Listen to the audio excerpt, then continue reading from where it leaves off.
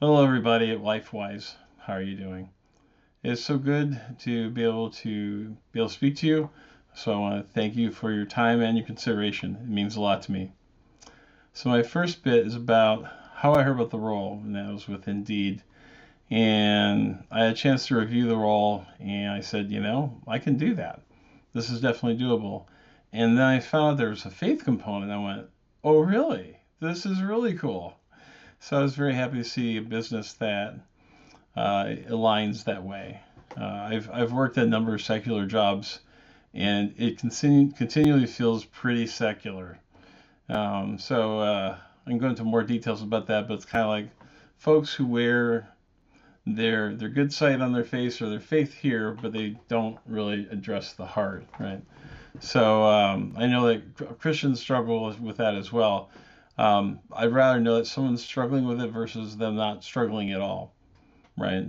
Because either means they own it, which is unlikely, or they just are just never going to address those issues, right? So I'm really excited about this.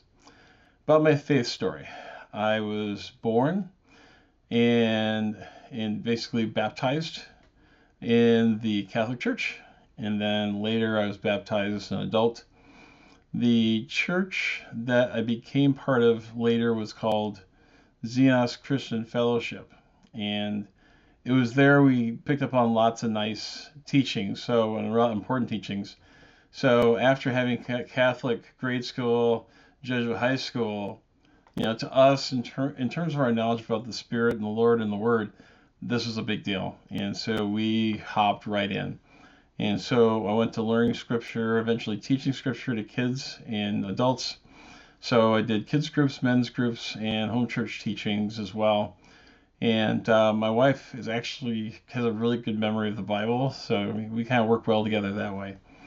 In terms of how we live our faith, we do go to church, and I also play guitar and bass at church, but we also do outreach. And so we've been called by God to help those with addictive personalities, and a lot of those typically have what I call genetic depression, ADD, ADHD, bipolar, schizophrenic, schizoaffective. And we've done outreach to all the above. And that's where God put us, and that's where we continue to find folks that we want to help, right? The folks that God has asked us to help with. So we do that, and we have huge hearts for that. So a big part of it is getting out there and talking to folks. Also, I volunteer with Columbus Relief, and they help folks who are homeless. A lot of those folks are also struggling with depression. They've had just lots of horrible life events, and they're in the streets. They're hiding in the woods, and so we're working together to help get people out of there, get them trained, get them in meaningful jobs, at least ones that can pay the bills that aren't horrible, right? So it's usually driving trucks or operating a forklift, right? And they're fine with that. This is way better than running from one place to another, being chased after, right? So that's another part of the outreach we help with, right? Um, how about relevant work experience, right? So I got involved with computers, since 1982. My dad brought an Apple II home, and I started programming. That was one of the few hobbies he could share with me that I actually liked doing. Eventually, I bought an Atari 400 so I could do coding on my own machine and not bug him with about his Apple II. So I ended up doing a lot of that, and took a few computing classes, and one of them led me to work in a computer lab. So I worked in their little computer lab for 101 students. So I was there as a consultant, which basically meant we were doing technical support for the IT classes, right? So it was there, and at that point in time, I decided to get on board with empathy and understanding things from other people's viewpoints. So one of the questions I asked myself is, can I remember what it was like when I didn't know anything about computers, right? And I think it's a great introspective question. And I think if you can get there, it's a lot easier to do tech support. The other thing I learned is sitting on your hands. So let them drive, let them own it. Um, a lot of folks understand this now, so they'll ask to drive, right? And that's fine. So I think if we look at patience, empathy, and finding ways to make sure that what they're learning remains sticky, like by having them drive, then we have greater success with technical support.